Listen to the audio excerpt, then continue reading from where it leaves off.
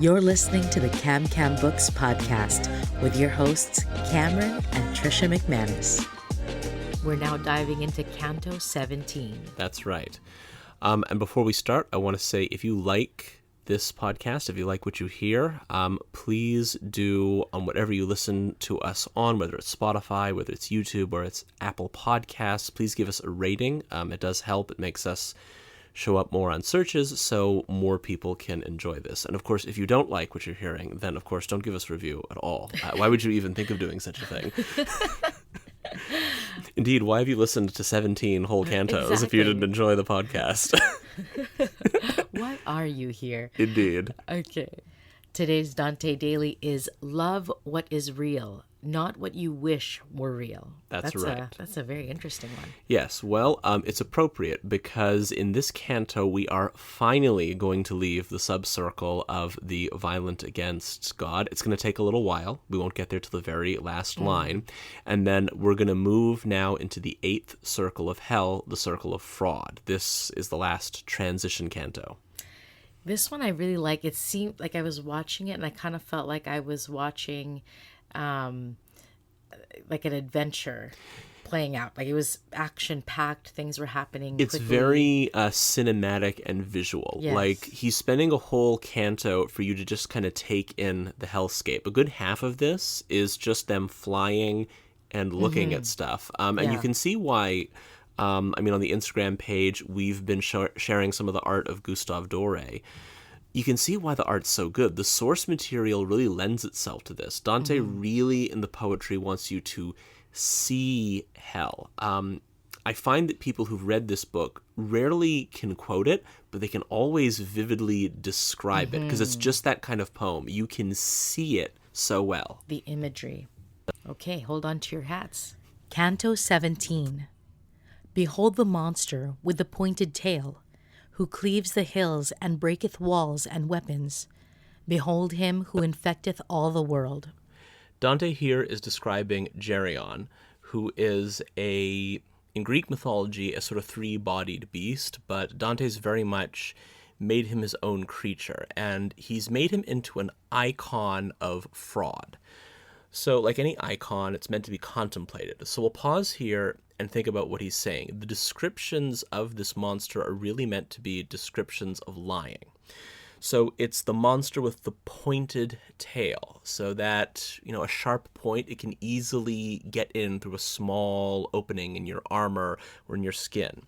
He cleaves the hills and breaks walls and weapons, right? So more powerful than any war, more destructive than any war. Indeed, causes cities to be unable to defend themselves. And him who infects all the world. This last one is really interesting because, of course, as a medieval, Dante would not have known the mechanics of infection the way we do. But any of you who've paid good attention in your biology classes know that viruses actually do function by sort of, in a metaphorical sense, deceiving cells into doing harmful things to the body.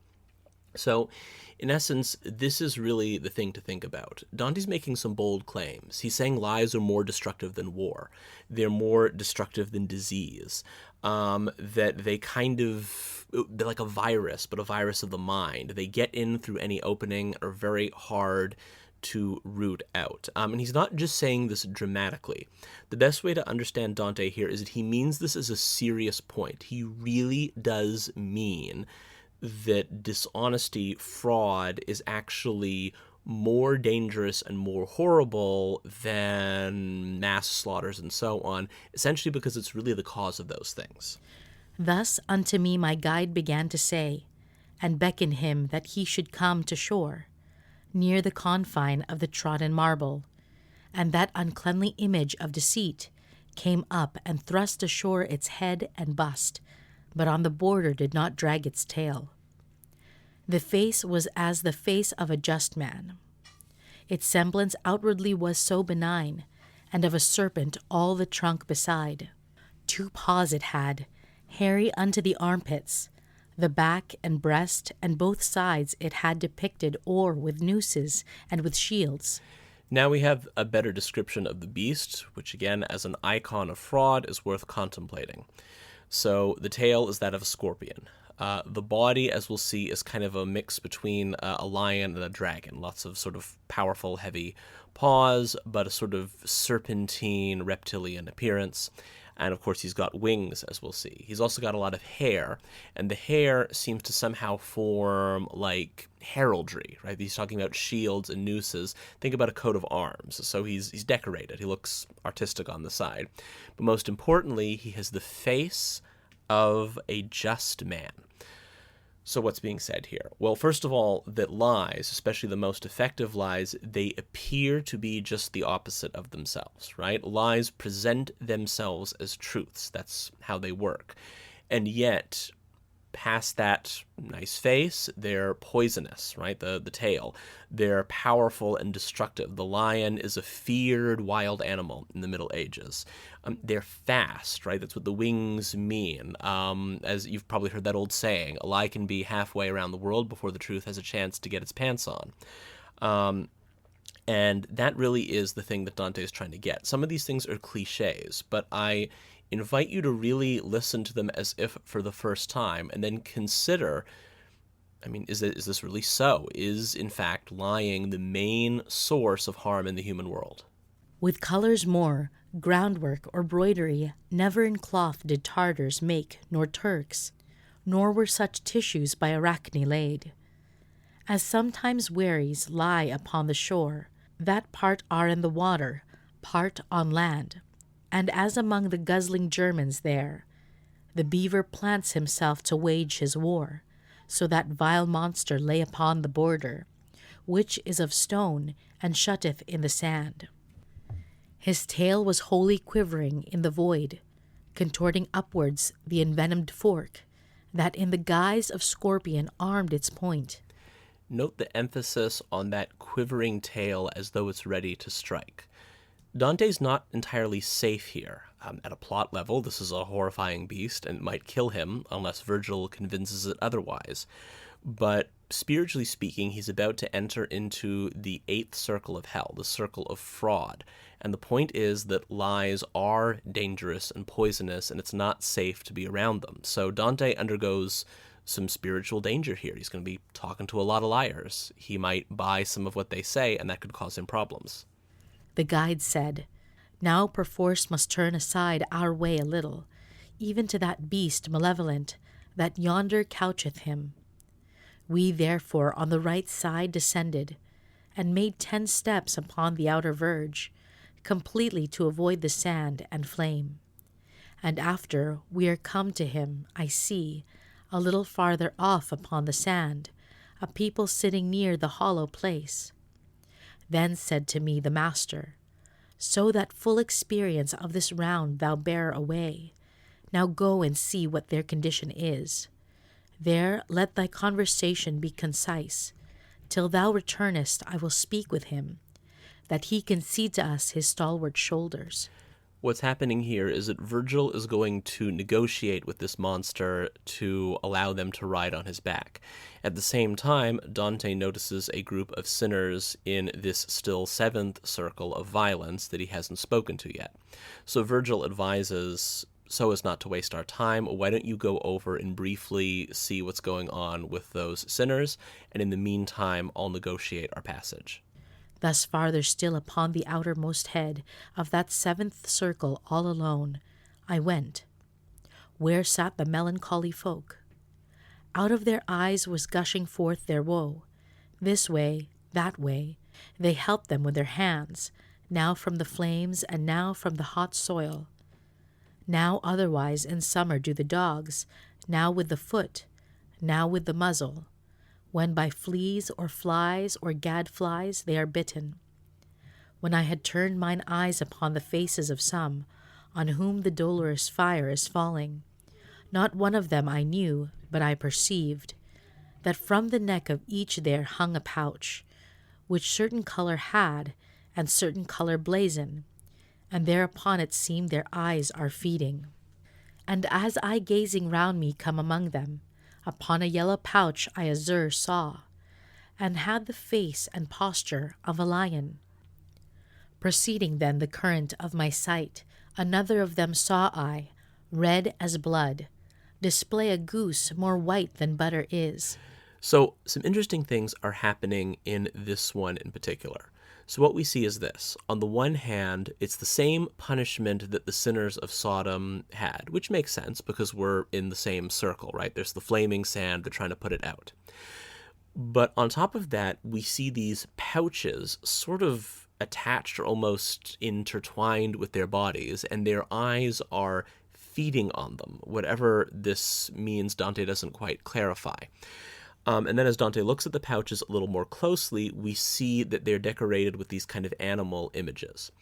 So what we're seeing here is the punishment of usurers.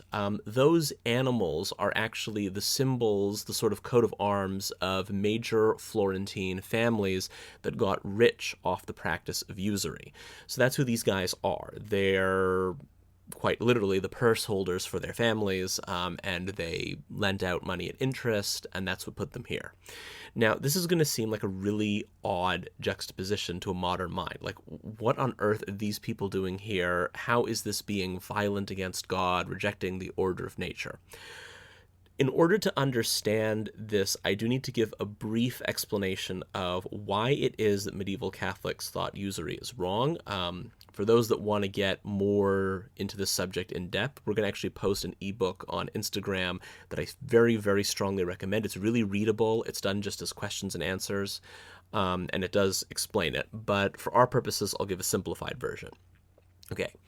Usury is charging interest on a full recourse loan. This means the kind of loan where if you stop paying, the only purpose the collateral has is to help you pay back the sum. So even if the collateral's value has gone down or the collateral doesn't exist, the idea is that at the end of the day, you're on the hook for the money, not for some particular pre-existing property. Okay, why is this considered wrong? Well, the basic idea is that if it was not a full recourse loan, right? If the idea was that when you stopped paying, all the buyer was entitled to was some property of yours, then interest would kind of work as a form of rent, right? Like if I buy a house and I stop making house payments, if the agreement is that the bank can just take the house at that point, and that's the end of our relationship, medievals would conceive this relationship as like renting to own. But let's say that the agreement is instead this. I get $500,000 to buy a house. The house itself is put up as collateral, but I'm only off the hook when I stop paying if the house is actually worth enough, actually sells enough to discharge the $500,000 loan. Because in this sort of thing, I'm not renting to own. Essentially, I'm being charged rent on a promise. I'm being charged rent, as medievals went a little further, on myself. Essentially, the fact that I owe you money is being treated as something that I can be continually charged rent for.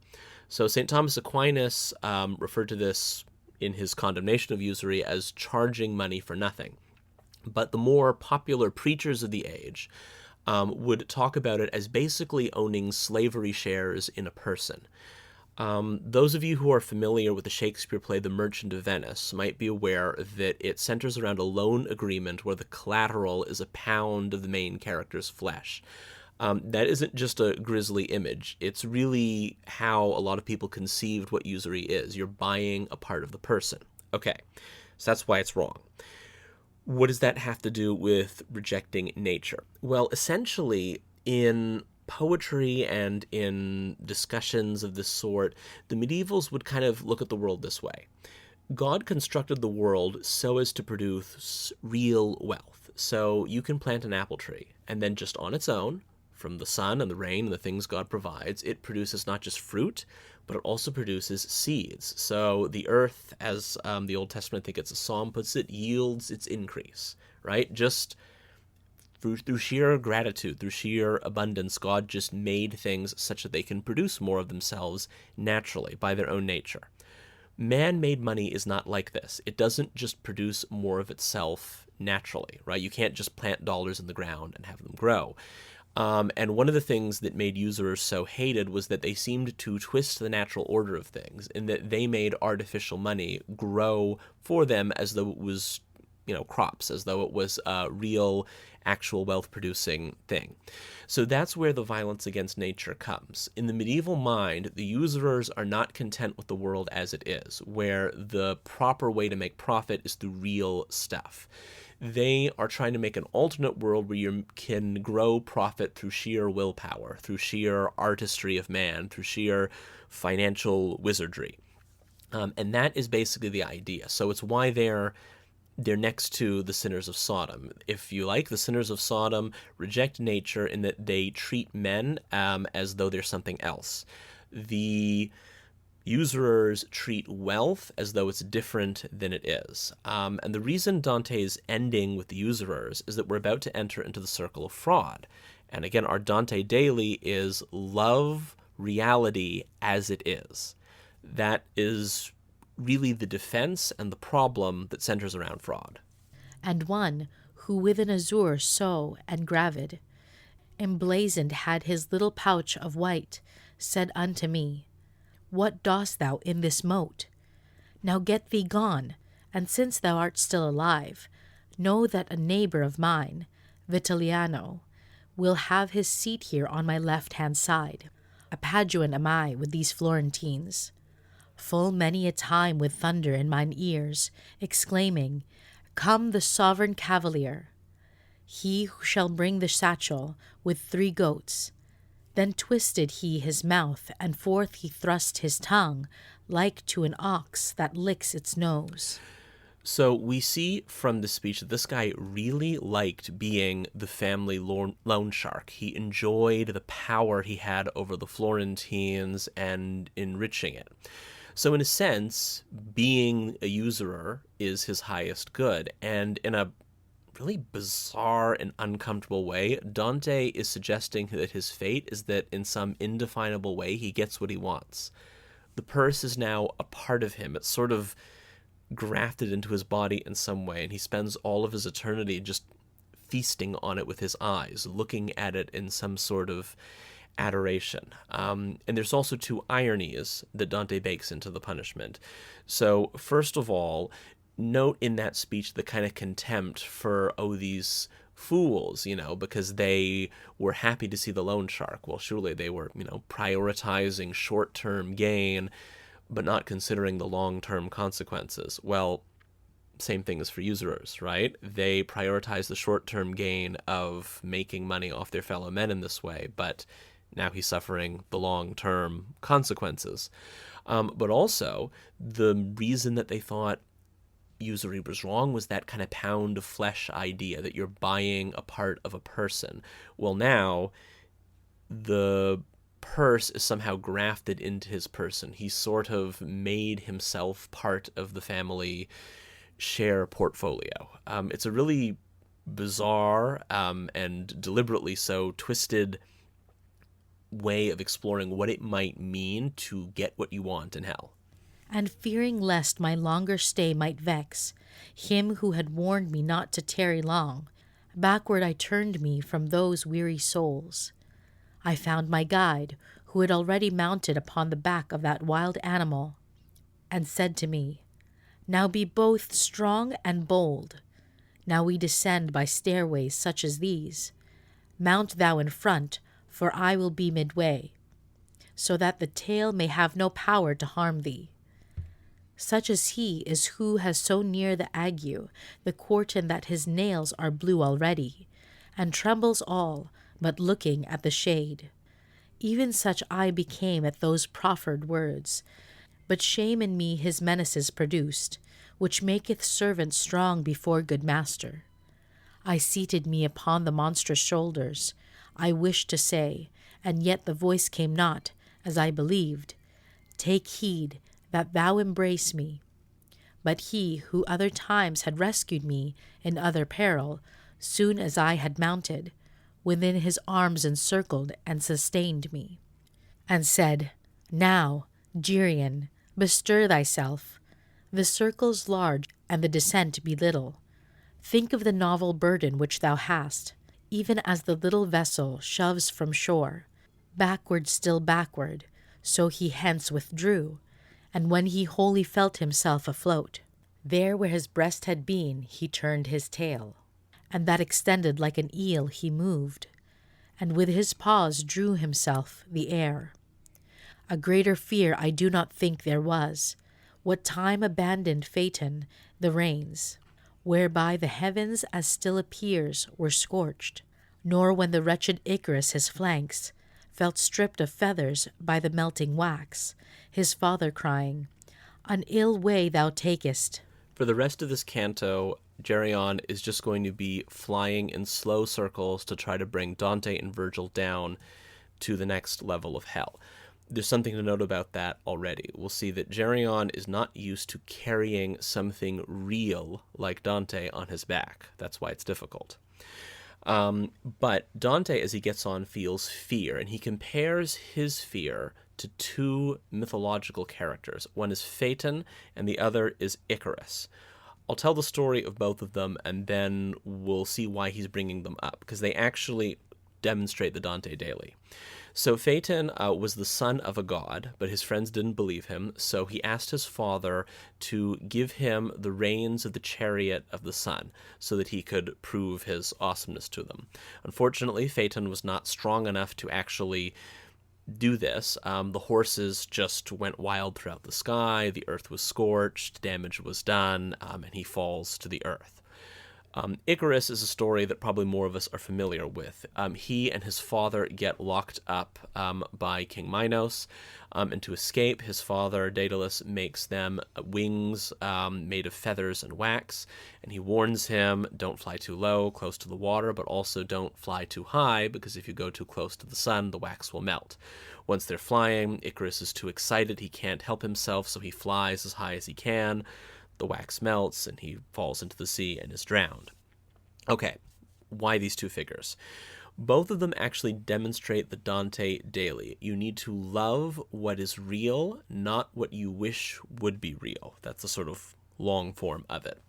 So Phaeton was not satisfied being the son of a god. He was not happy with reality as it was, so he decided to go beyond the proper, reasonable, normal limits, and it caused disaster. And the same was true for Icarus. Men aren't meant to fly at all, really. It's not one of our natural abilities. He was already doing something pretty impressive in being able to fly, but he couldn't have gratitude for this reality. Instead, he needed it to be more. He needed it to be bigger, and so he flew too close to the sun. And that really is Dante's first message here about fraud. The way you protect yourself against it is you become content with, and indeed even love, the limits that God has placed on human nature. You don't want to be like the usurers, who aren't satisfied with the fact that trees just produce more trees, crops produce more crops, fruit produces more fruit. They needed to go beyond. They needed to twist nature in order to make it different. Well, the idea is you also don't want to be like Phaeton and Icarus, who transcend the limits because they're not satisfied with what has already been made real for them. And that really is Dante's point. And if I may make a personal note, I honestly find that when I most often threaten to lie, it's not just that I want some result. It's that I actually wish the lie were true in some sense, right? When I was a little kid and I lied about getting my homework done, it was because I wished that I had got my homework done. I was ashamed of being in class and not having it done, so I would invent some excuse about how I was sick or I couldn't or whatever else it might have been. Then was my own, when I perceived myself on all sides in the air, and saw extinguished the sight of everything but the monster.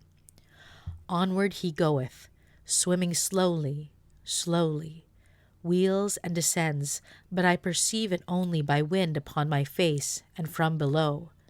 I heard already on the right the whirlpool, making a horrible crashing under us, whence I thrust out my head with eyes cast down.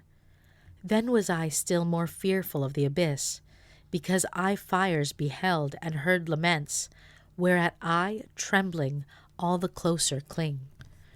I saw then, for before I had not seen it, the turning and descending by great horrors that were approaching upon divers sides.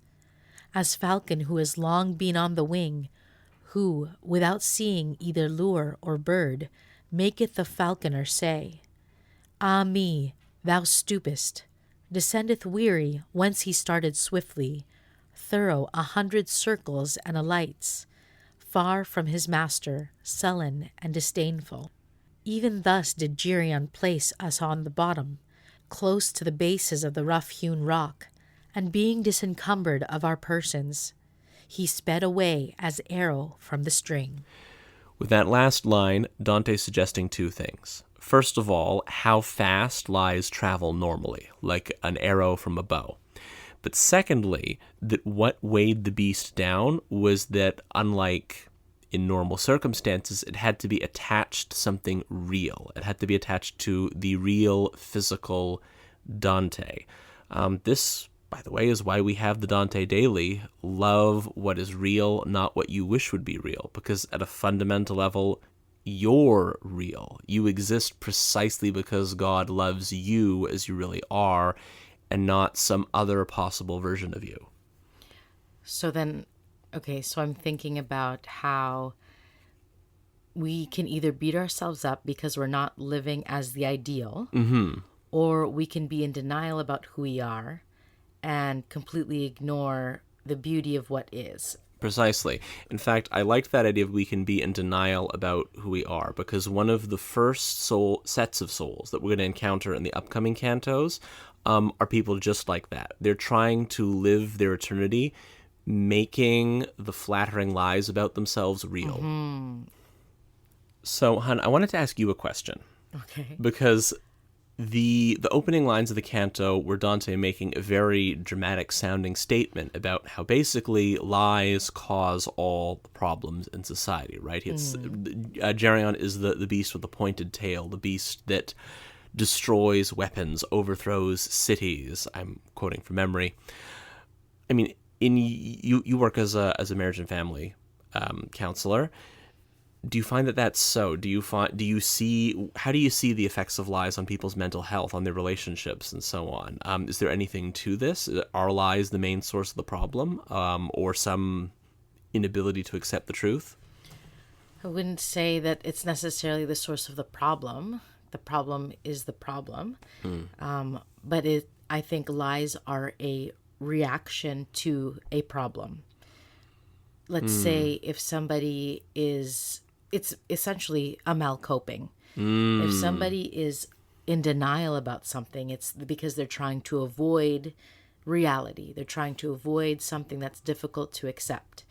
If someone is trying to mask something, it's, again, another type of denial in a way, but maybe more so a rejection of something, and they're pushing it down and shoving it down and trying to keep living perhaps in over positivity, or maybe in even a wallowing of self-pity because it feels better than maybe it feels better than things not being as dramatic and not getting the pity that they hope for or find somehow comforting.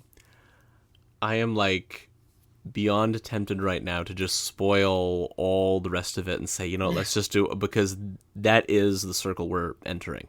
There are numerous different ways that people respond to it, but in some cases it's people, they don't want to confront what they really are, so they kind of pretend to be something else for all eternity. We're going to see actually some of the Pharisees in that circle. But we see others that, actually cling to their lies because it doesn't really make them happy, but it somehow feels better. Yeah. Because, well, see, they think it's better. I love that you said it somehow feels better, but if they would only be able to embrace the truth, they'd realize how much better reality is. Brene Brown writes a book called Daring Greatly, and really just a quick summary is essentially that reality is vulnerable. The truth of who we are leaves us to be vulnerable. Having to admit something or to see ourselves as just as we are requires an incredible amount of daring, incredible amount of courage to be that vulnerable, which is essentially admitting the truth. I like that word vulnerable in this, because I think that for Dante, if I'm not just trying to put my own ideas into Dante's mouth, is why he sees fraud as tempting, right? Because to accept the truth, to love what is real, you have to love something you didn't make. You have to love something that might not be entirely convenient to you. And you have to also, and this will be something he gets into Paradiso, you have to accept that you're not God, that you actually are dependent on something outside of yourself. So you're vulnerable in the sense that you don't get to just arrange things on your own. And sometimes lies seemingly allow you to take control, right? They allow you to say, even though the world isn't this way, if I can convince this other person that it is, then it will be like it's really so. Yeah. I'm thinking actually of the Garden of Eden. In that if you know, it's always worth rereading the account of the fall, but the serpent says to them, you'll be like gods, right? Promises that independence. And then Eve, believes the lie and then goes for it. And then what are the first consequences? They notice that they're naked, vulnerable, and they cover up. When God comes around, instead of that intimacy they had before, they hide, right? There's a rejection of reality, precisely because now they realize how exposed they are, how dependent they are, and it's unbearable. Anything to run away from that. I also think how appropriate this is for the time in which we live because of the phrase "I identify as." Oh yeah, absolutely. And you can apply that to anything. You can apply that to I identify as a boy. I identify as a girl. I identify as 55 years old, and not this people hiding their IDs because they don't want people to know how old they are, even as simple as that. I think of the TV show that I loved, The Nanny, and the nanny was always saying, her age was 26 year after year. It's always 26. And then someone made the joke, oh, so what is this, your 7th annual 26th birthday? And it's even as innocent as that and as nefarious as I'm rejecting my, that's my really, gender. I'm fixating on probably the least profound thing you just said, but we'll get to the more profound stuff too. I'm recalling Matt Walsh on Twitter, I believe. He'd made what seemed like a throwaway point, but I think it was actually quite profound. He talked about how celebrities these days won't age gracefully. And that's something. Like, we know that some of these celebrities are like pushing 70, pushing 80, yet the fact is that, people who just age naturally, yes, it's true that they don't look like they're in their 20s, but it's not like that's the only form of beauty, right? Like an old man or an old woman, I feel they have their own sort of beauty. It's not, yes, the beauty of a young 20-year-old, but there's a dignity to it. But instead, he's like, there's this constant effort to just look young. And he said it doesn't really work, is his point. Like, it actually causes them to look almost like aliens sometimes, right? Yeah. I'm glad you brought the point of beauty, because that's where I was wanting to go with it before I got distracted by other thoughts. But that when we accept ourselves as we are and lean in on that, try and grow that, try and mature who we are and embrace who we are, the more beautiful we are. And I remember this, we put on a fashion show for some girls years ago in Vancouver. And, oh gosh, what's her name now? I want to say Christine Simonson or Christina Simonson, a lovely lady from Spain. She had said, when we are fully ourselves, warts and all, the more beautiful we are. For example, a whale doesn't have any sense of being anything other than a whale. And when we go and appreciate the whale, we say, my goodness, this is so beautiful. The whale just as it is, blubber, huge. But we're in awe of it because God created it big, beautiful, capable of doing many things under the ocean, and it functions just as it needs to. And if we as humans could be just functioning as we need to and accepting of who we are and standing tall and proud in that, there's something really beautiful about that. We can start to appreciate that person because that person isn't acting in a way that isn't who they are. Another way of what I'm trying to say is, I remember I was working on cruise ships, and on cruise ships there are so many people from all over the world and from all different walks of life. And a fellow host mate of mine, he said he watched this girl walk by, and said, now she's beautiful. And to me, I was like, what's beautiful about it? Like, I couldn't, like, it wasn't my idea of beauty at that time. And he said, that woman is confident, just as she is. Whatever she has, she didn't look very wealthy. She didn't, but she just walked past with such confidence. I said, there's nothing more beautiful than a confident woman. And that really stuck with me. I said, oh, wow. And I was thinking about how at that age, I probably was 23, I was totally not confident. I was like completely unconfident. And I, did many things to try and make myself more confident, more makeup, dyed my hair, wore certain types of clothes, thinking this is what is attractive. This is what's beautiful.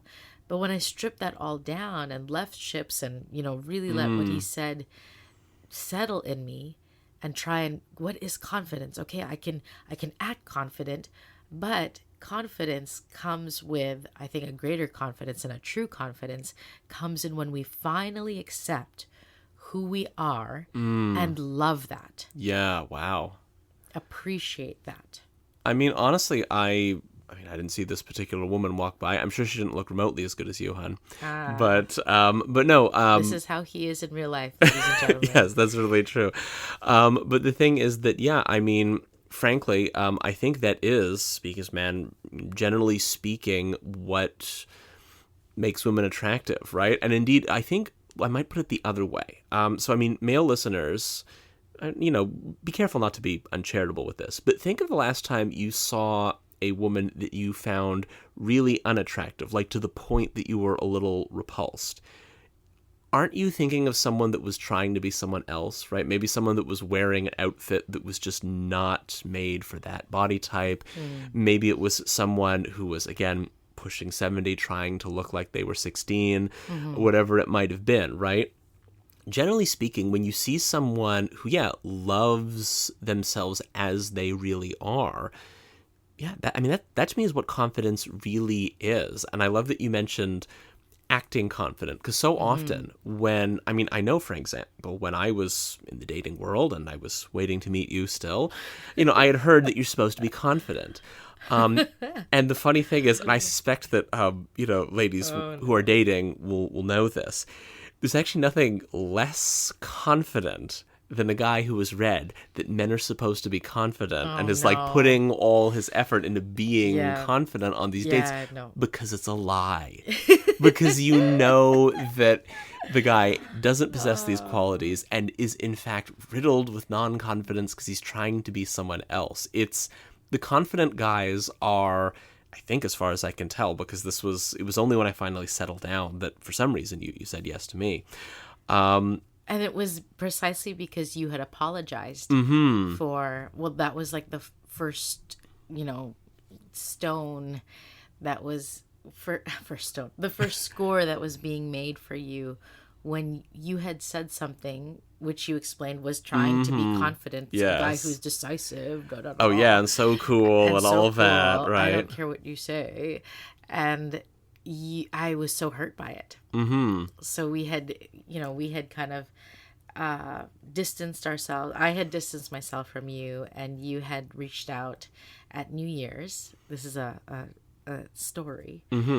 And you had said, how are you doing? And I said, oh, I'm good. I'm so happy. I chopped a bunch of my hair off, and it's shorter now. And you said, I like girls with long hair. And I had been doing this because the internet had suggested you should seem so confident in yourself that you're even, not afraid to say something a little mean. Can you believe this guy who can quote Dante and talk about all these things would dare say, he was so smart in this area, but so incredibly silly. I know. I wanted to use a different word. It's true, but I was imagining, I should trust the experts on this. Meanwhile, the expert is just the first result on Google that comes up when you put in the stupid thing in the search engine. But here's the beautiful thing. This is for anyone who, may find themselves in Cam's situation here. He did not get defensive. He didn't fight me on it. He heard me out. I said, that was kind of hurtful. You don't know why I might have cut my hair. I may have had cancer for all you know. I just wanted a change. I needed a change. And I that was really insensitive for you to say, I prefer a girl with long hair. Because then it's like, then why are you talking to me? Don't then waste no time with Indeed, me. I cut yes. my hair. And I told him that. And I said that was really painful.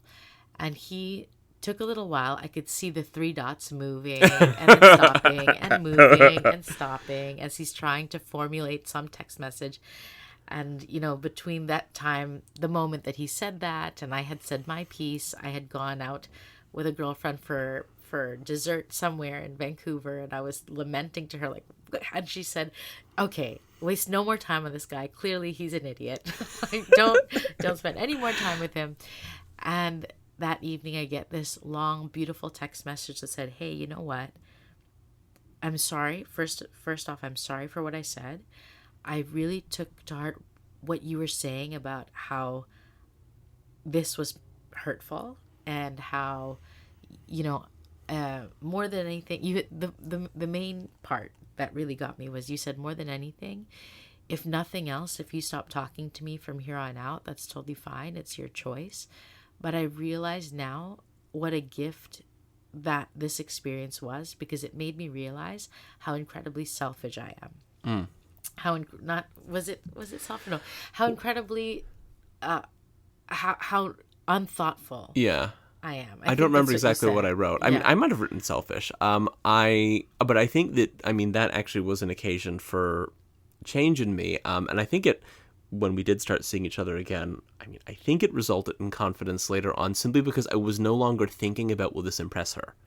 I was just like, well, look, this is just who I am. I just am who I am. And if we're meant to be together, God will arrange it, as long as I'm not, deliberately mucking it up. And if not, then not. So not having to pretend to be confident and because saying things that you read off the internet. Because I think what I would say to guys is that, like, real confidence actually comes from caring about something that is more important than whether the girl likes you. And for me, I think it was that I realized that, hey, this is a vocation, so I can't be doing these shortcuts. I can't be, using sales techniques. I can't be pulling off these, like, quasi-dishonest things to try to manipulate. Because A, they don't work. B, if they do work, they certainly don't work for the kind of guys that read Dante and that sort of stuff, right? Like, I can't be, I'm not that sort of person. But also, that's what real confidence is. It's not someone who's very good at acting like they don't care. Meanwhile, their mental life is like, how did that one go? How did that statement go? How did that statement go? Is she currently perceiving me as confident? I better stand up a little taller. Well, the neat thing was you stopped. You had said in the text message that you prayed about it. You were asking God, like, what just happened? Why did I do that? And there you have it. You were coming from a place of trying to impress somehow, because very erroneously you believed that would be impressive. Definitely not. But then there was the humility of, you know what? I mucked up. Sorry. It was just so beautiful. It was such a humble text, and it wasn't trying to win me back somehow. It was very just like, hey, you know what? I reflected, and it was more about you than me, and not criticizing the fact that I got hurt, or that I was saying, oh, you're so sensitive. Nothing like that. And it was so beautiful. And I think you accepting the reality of the situation, I think that really was incredibly beautiful. Well, I remember where I was there mentally, because part of the shift was that, because I imagine that there are probably some men listening to this saying, like, oh, okay, you can get a wife, because I imagine what I would have thought, like, before having taken it to prayer.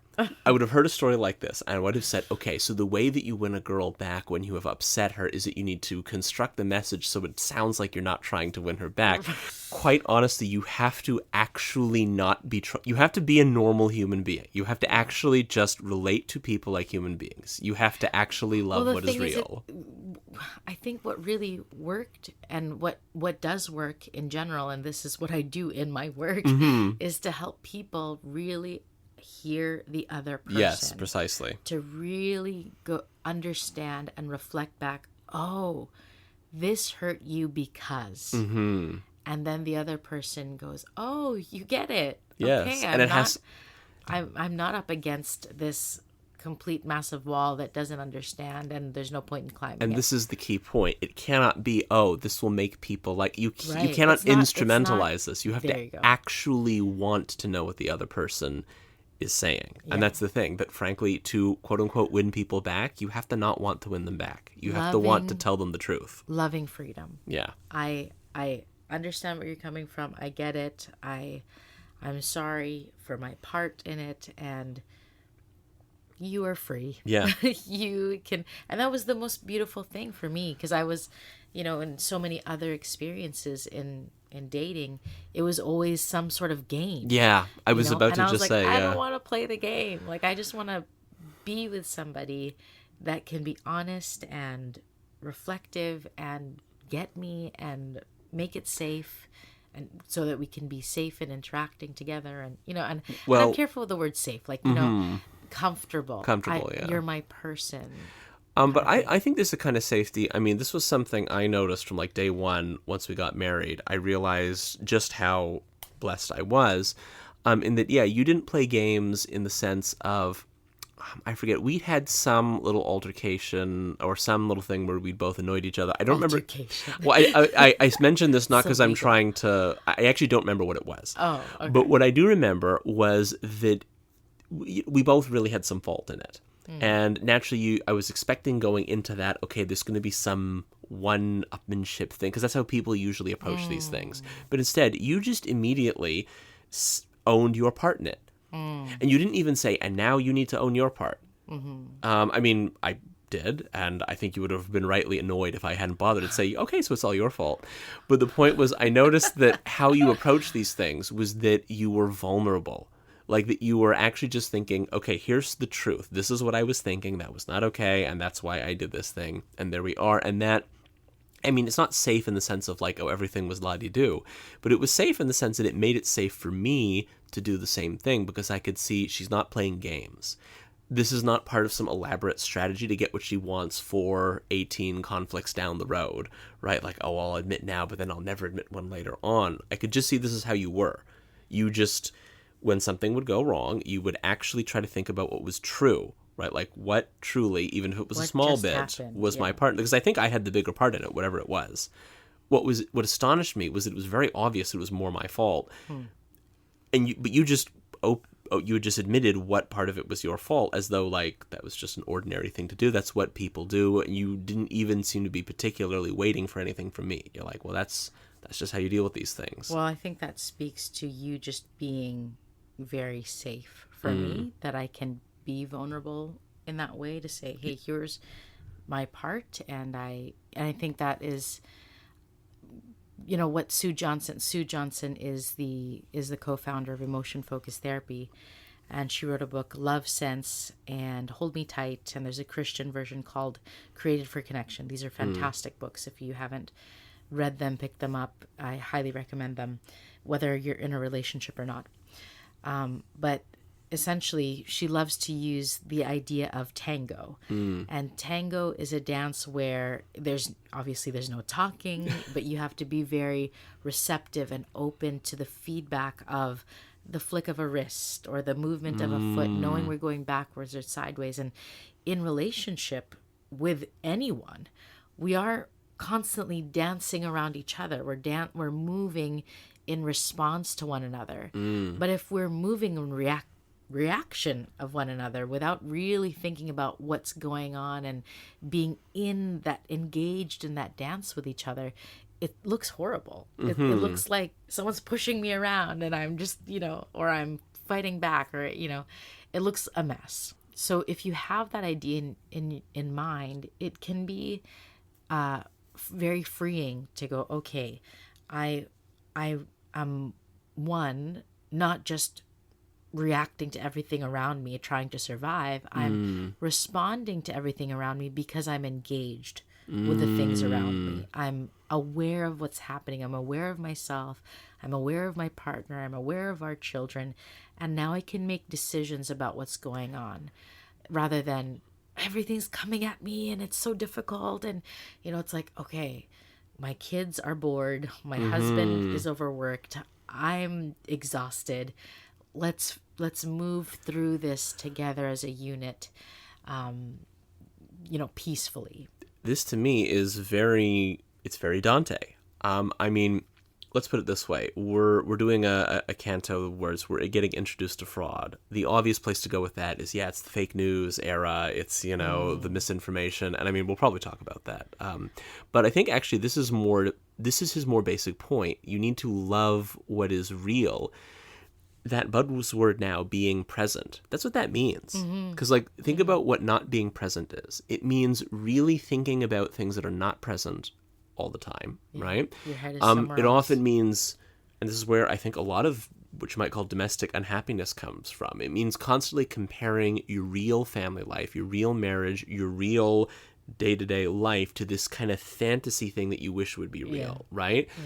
You're not just looking back. Yeah, or looking back, when I was right? single, I could do Yes, this and again, always something, I mean, quite literally, the past is not real, in that it's something gone. that was once real and is not now. That really is where... present moment.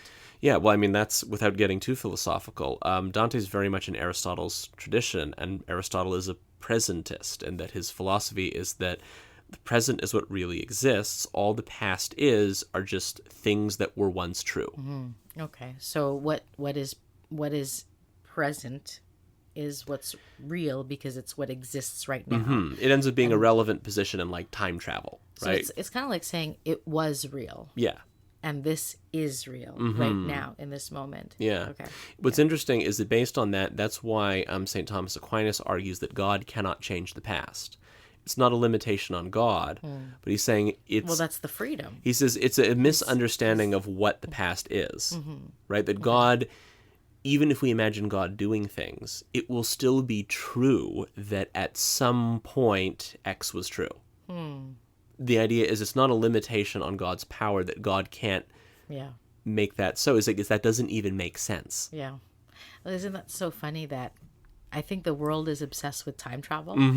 We think of movies like Back to the Future. Okay, I have a whole... Oh gosh, you're opening a rabbit hole. I have a whole take. I love Back to the Future. Yeah, me too. But I think it actually pretty well demonstrates...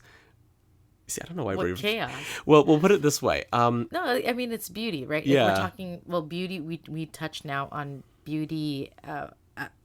in our person, how we are, accepting who we are, accepting our family, the reality of where we are, our state in life. Oh, okay, that's fair. Is that okay? Okay, well, what I was going to get at is that, the philosophical way you can use that movie is try to describe that movie's plot to somebody. Okay. Now, it's supposed to be a movie about time travel, and yet it has a very clear beginning, middle, and end. We talk about how before somebody went back in time, we use the word before, the timeline was like this. Okay. And then this other thing happened. So after that, the characters did this. And the thing is that that's not just Back to the Future. That's what time really is. That's what time is. Time isn't some thing that you can travel through with the machine. It's just simply the sequence of things that were once true leading up to what is now true. But I think actually at a more basic level, I never thought of this. The message of the movies actually kind of is the Dante Daily. In that why do things go wrong? It's because the characters want to transcend the limits, like Icarus. They want to illicitly change what is real. So and it causes the professor, Biff, right? Marty takes the almanac so that he can bet on sporting events, and this ends up causing problems in the later movies. Really, the whole point of these things is that you have to actually love reality the way it is. You shouldn't muck around with it. Right. Well, I mean, that's what the professor was saying, right? He's like, you don't do anything to alter the future. You can just observe and look at it. Exactly, yeah. But, interesting. So accepting who we are, accepting our state in life. Our real lives. Our real lives, what we have, what we don't have. And I mean, that's, as you noted, that's hard in all contexts. It's hard in relationships, right? It's hard in looking at yourself. It's hard in how you dress yourself and present yourself. It can be hard when you're looking at your bank account. But I think that's one of the important things, what you're talking about. Because I think of, we aren't what we have Mm-hmm. in the material sense. Yes. But we are our temperament, and we are our character. Exactly. Yes. And so I think of my mom recently. We have a tiny apartment here in the East Coast. And I was telling my mom, oh, we're going to have some people over for Halloween and, Cam will talk a little bit about what Halloween is, and we'll take the kids trick-or-treating and have a night of it. And she's like, oh, wow, you're going to have people in your tiny apartment. I said, yeah, you know what? I just come to a place where I don't care anymore. It is what it is. Like, it just, if not, we'll never have people, we can't wait around for people to invite us all the time. Yes. We want people to come over, and it's okay. This is the season in life in which we live. And it makes sense for us right now. We're just here. We don't know how long we'll be in the US. Indeed, So why buy a big house? So she said, yeah, no, that's great. You are who you are. And I was like, yeah. And then I walked away from that conversation. Mom, if you're listening, I love you. I know you don't mean anything by it. But I was thinking, but our tiny apartment isn't who we are. It's just what we have right now. Yeah. Who we are, perhaps we can be generous or thoughtful, or it doesn't make us who we are. So I think of how, when you travel, and like when I went to Peru, and there were all these people that had nothing, like nothing. And they were so happy. I went to El Salvador. People, like, we were going for a jog with my Salvadorian parents, and they were everywhere we went. Every person we passed by, they said good morning, they said good afternoon, they said how are you. There wouldn't be a single person that passed you that you wouldn't greet or make eye contact with. We were sitting in a restaurant. There was someone who, on the way to the bathroom, they always say buen provecho, like, it's just like whereas here it's like, oh no, don't speak, no, like, no, you don't know who they are. Yes. It's just, and I'm like, oh my goodness, who cares? But I see a lot of that here. As we talk, and of course, keeping up with the Joneses is not like just. It's not fun. It's not fun because fun. It's not exactly dishonest, but there is an element of unreality about it, right? We wouldn't buy this car, but we want to look like those people who bought the car, right? Maybe we can't really afford it, so we'll rearrange things so we maybe sort of can afford it. I mean, that may be the case, but I think of how it creates a continuous unrest in you that, oh gosh, okay, there's this new one, oh, I better get that, or oh, they have a new iPhone, I better get the newest one. People can't see me with this thing, and it's like, whoa, who cares? I wanted to circle back to something you were talking about, how the things you have, they're not you. They're sort of like a reality, like your current economic situation. That's kind of a reality you're living in, but it's not yourself, right? And loving yourself in terms of what is real is kind of more fundamental. And then maybe that extends to loving the current situation God has called you to, but seeing that as distinct from yourself. That pattern is actually going to play out in the upcoming cantos. Oh, nice. Because we're going to see some people that are in the circle of fraud, what they're chasing for all eternity is some kind of lie that's outside of themselves, and they have a pretty bad time of it, right? They're attached to whatever it was, some vision of reality, some lie, or maybe something they got out of lying.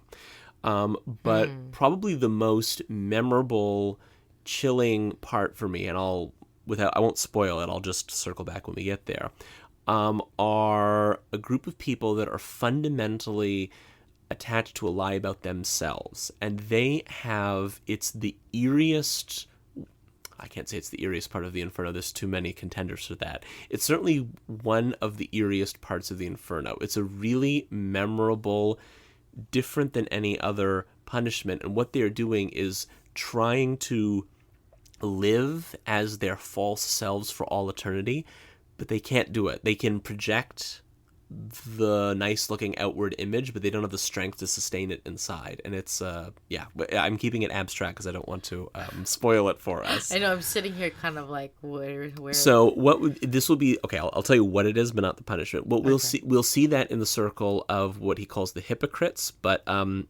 hypocrites means like fakers, really, for Dante. Okay. And what we'll see there is the Pharisees and their eternal pretend heaven. I think that's the best way to describe what you're going to see. Nice.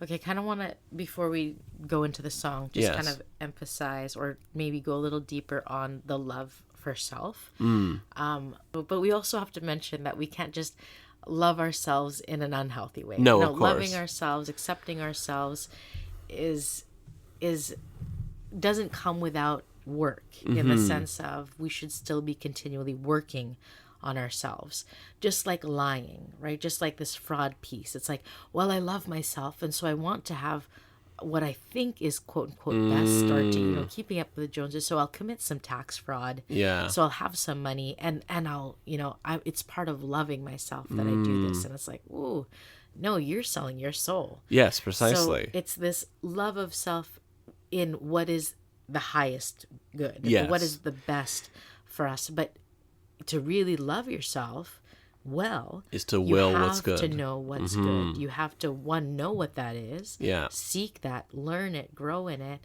and will that. So I think that's... we have to be careful. Well, I think we do have say to be that. careful because, I mean, let's put it this way. That's what we've seen in this whole book. In that limited sense, sure.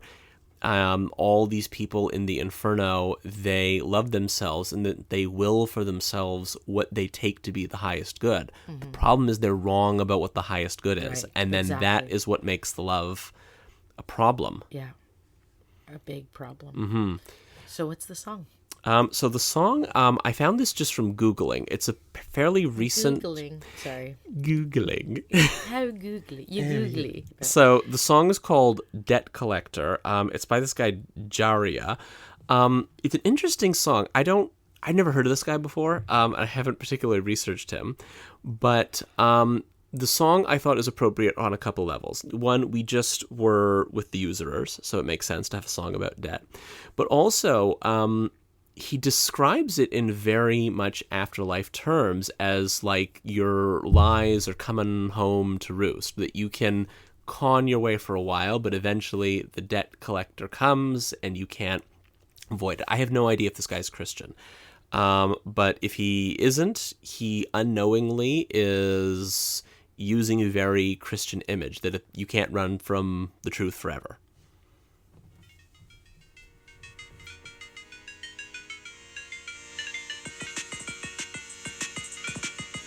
Sounds like a video game. Yes.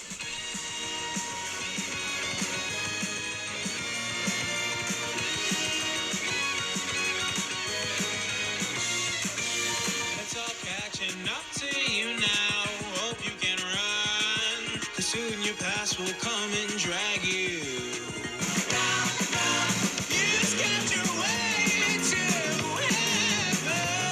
To the angels realize you're not welcome. Here goes the debt collector. Seems you owe him again. But all these coins can't cut your check this time around. Nice. I think the words are hard to understand. So do you want to Yes. just... I'll read lyrics are some here. of the lyrics. So particular notes here. You scammed your way into heaven till the angels realize you're not one of them. Here comes a debt collector, seems you owe him again. Dollars and coins can't cut your check, perfect for the usurers, this time around. Here comes the debt collector, and you owe him again. Kind words and lies won't save your head this time around. This is a really old motif. Like you see this in Shakespeare, in the play in the play Hamlet, where Claudius talks about how, sure, you can bribe the judges here, you can get away with your crimes, but in heaven it is not so. There you testify against yourself. And I mean, it's a big... Well, we'll put it this way, for medievals, it was a form of comfort. For us, it can sometimes be like a form of horror, like, oh my gosh, eventually we'll all stand there, naked with the truth. But for, your average medieval peasant, what that meant was that, you maybe spent your whole life getting cheated, getting beaten down by dishonest rich men, but that's a temporary state. The eternal state is real justice. And we understand the medievals, and I think their attitude towards the idea of the end of the world a lot more when we get that for a lot of them it would come as a relief. It would become as at long last the accounts will be settled, which means that those who are so cruel to me will have to settle their accounts. Interesting. I feel like you touched on users again. I'm like, that could be a whole other podcast So, to talk about. But I mean, just to save. So, to save on time, I am going to link in Instagram to an ebook. book. Yes, Yeah. an ebook. It's available as an online clickable thing on a blog. Now, listen, the author's name is Zippy Catholic. He's actually passed on, so we should pray for his soul. Zippy Catholic. Yeah, I know that his first name is Matt. And yeah, we pray he's in heaven. If not, he's getting through purgatory. But despite the silly name, despite it being a blog and not some official Ave Maria press thing, quite honestly, this is the best thing you will read on the subject. If you are bored by finance, you won't be bored by this. He's first of all, he's solidly Catholic. He's basically just explaining the most recent authoritative papal statement on usury. It's an encyclical, Vix Prevenit. And the thing is, he worked in finance, so he understands what the terms mean. And he also which is unusual, he knows how to read St. Thomas Aquinas properly. So he avoids the usual misunderstandings or oversimplifications of him. And he actually shows, no, Aquinas is right. And it makes bold but quite true claims. Like, he notes that the 2008 financial crisis was caused by usury. Yeah. And that when you read Thomas Aquinas' criticism of it, that it's the buying and selling of nothing, that's what happens in these modern economies. Well, God bless Zippy Catholic Matt. Yes. And we'll pray for our souls.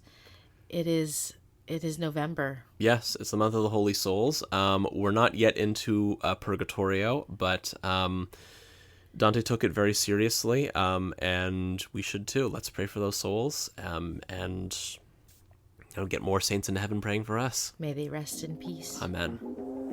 Thanks for listening to the Cam Books podcast. Follow us on Instagram at Cam Books.